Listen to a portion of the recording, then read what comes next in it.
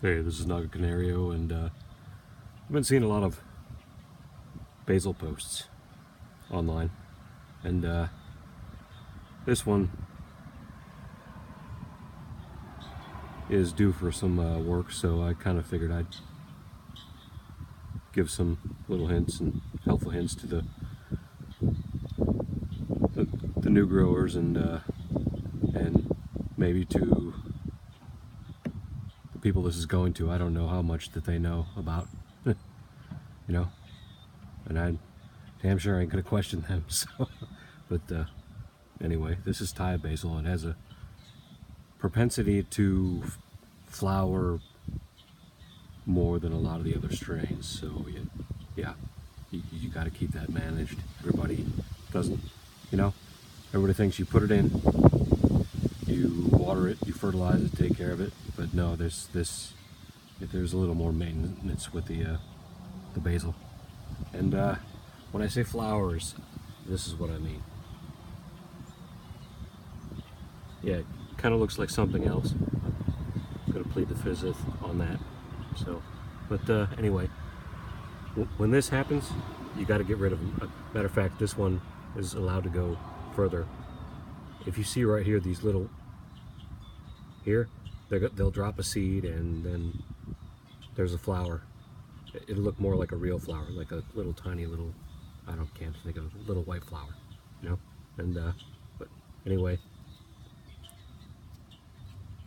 you do this.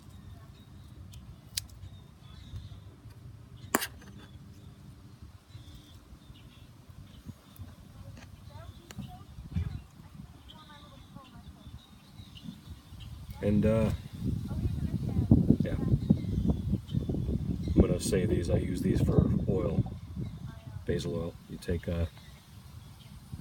olive oil, put it in the pan on a low setting, put these in, and the flowers, they have just as much flavor as the leaves. But if you allow the flower to continue, then it's going to go into a different phase. It has different phases, just like some other plant, some plants that just have two different phases, you know. Peppers and tomatoes they grow and they flower at the same, and produce at the same time. So, but these have two different phases. And if you allow this to happen and you allow this to continue, then it's just going to go into flowering and you won't get any more leaves. But anyway, so I let this one go intentionally. I tried to give it to their rightful owners, but it was waterlogged. I picked it up and got soaking, so couldn't cut here, and then when you do that down here, if you see these, that's going to cause these lower branches to, so as where you have one here, you want to just try to keep them all the same length. So whereas you have one here, it's going to be boom, boom, boom, boom, boom, boom, and it's just going to keep getting more and more. And then along with that, you harvest what you want. You cut off these leaves, whatever.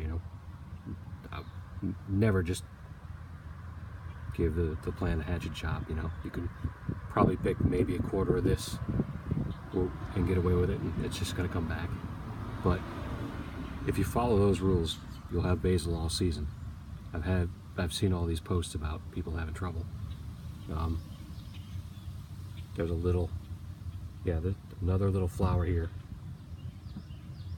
I'm gonna let it grow out a little bit and then cut that off. And that's how you keep it going all season. You keep it watered, you keep it fed. I use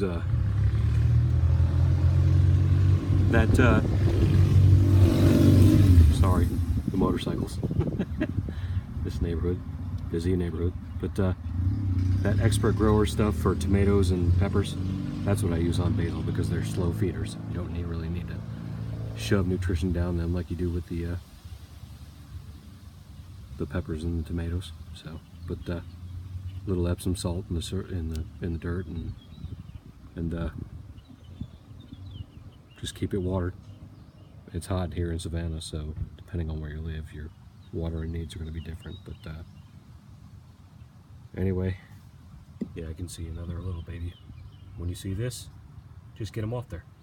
Just cut off that hole, use it, and then you just get more and more and more and more. It's really not hard. You just gotta put in the work. So, but anyway, I'm gonna cut this off and quit running my mouth. But anyway, that's Basil 101. Best I can explain it. I try to explain it so normal human beings can understand it, you know, without trying to get too technical like a lot of these. I've seen a lot of explanation videos that just get too technical, but anyway, that's how it goes.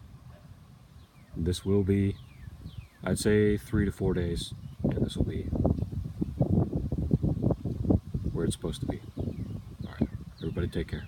Happy Memorial Day.